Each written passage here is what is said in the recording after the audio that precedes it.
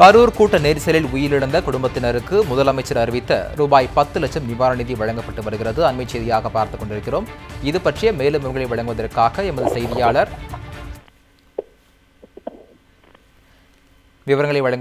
எமது செய்தியாளர் சக்திவேல் இணைப்பில் இருக்கிறார். சக்திவேல் வணக்கம். இது பற்றிய முழு விவரங்களை பதிவு பண்ணுங்க.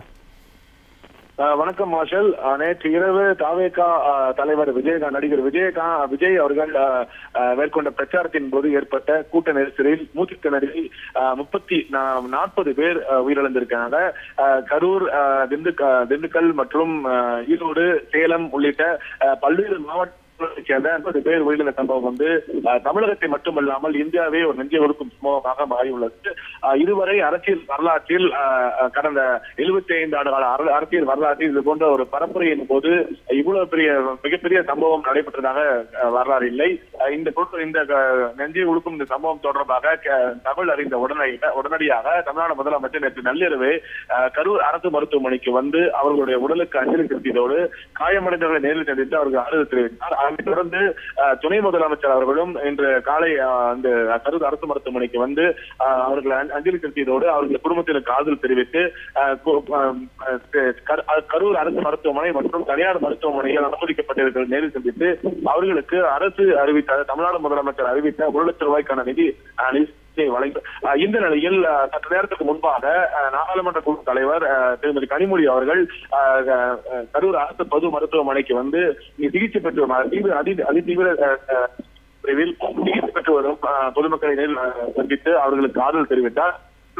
குடும்பத்தினருக்கும் ஆதரவு தெரிவித்த அவர் உயிரிழந்த குடும்பத்தினரின் இல்லத்திற்கு நேரில் சென்று, அதாவது கரூரை சுற்றியுள்ள பல்வேறு இடங்களுக்கு உயிரிழந்த குடும்பத்தினரின் இல்லத்திற்கு ஒவ்வொரு வீடாக நேரில் சென்று முதலமைச்சர் அறிவித்த அரசு நிவாரண நிதியான 10 லட்சம் ரூபாய் நிதியை தற்போது வழங்கி கொண்டு வருகிறார்.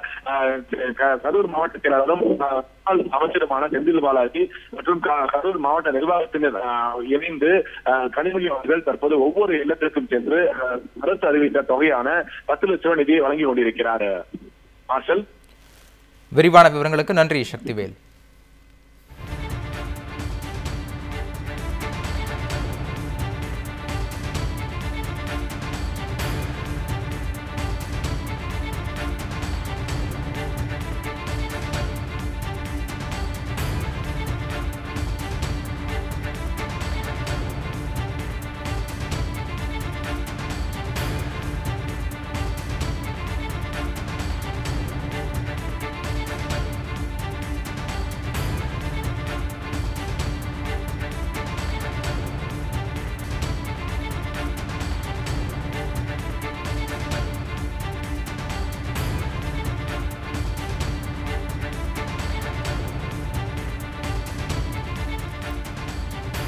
கரூர் கூட்ட நெரிசலில் உயிரிழந்த குடும்பத்தினருக்கு முதலமைச்சர் அறிவித்த ரூபாய் 10 லட்சம் நிவாரண நிதி வழங்கப்பட்டு வருகிறது.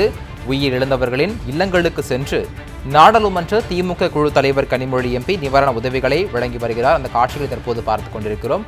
மேலும் நாடாளுமன்ற குழு தலைவர் கனிமொழி, முன்னாள் அமைச்சர் செந்தில் பாலாஜி ஆகியோர் அரசு அதிகாரிகளுடன் இணைந்து நிவாரண உதவிகள் வழங்கி வருகின்றனர். அண்மை செய்தியாக பார்க்கிறோம். கரூர் கூட்ட நெரிசலில் உயிரிழந்த குடும்பத்தினருக்கு முதலமைச்சர் அறிவித்த ரூபாய் 10 லட்சம் நிவாரண நிதி வழங்கப்பட்டு வருகிறது. உயிரிழந்தவர்களின் இல்லங்களுக்கு சென்று நாடாளுமன்ற திமுக குழு தலைவர் கனிமொழி எம்பி நிவாரண உதவிகளை வழங்கி வருகிறார். நாடாளுமன்ற குழு தலைவர் கனிமொழி, முன்னாள் அமைச்சர் செந்தில் பாலாஜி ஆகியோர் அரசு அதிகாரிகளுடன் இணைந்து நிவாரண உதவிகளை வழங்கி வருகின்றனர். தற்போது அது நேரடியாக பார்த்துக் கொண்டிருக்கிறோம்.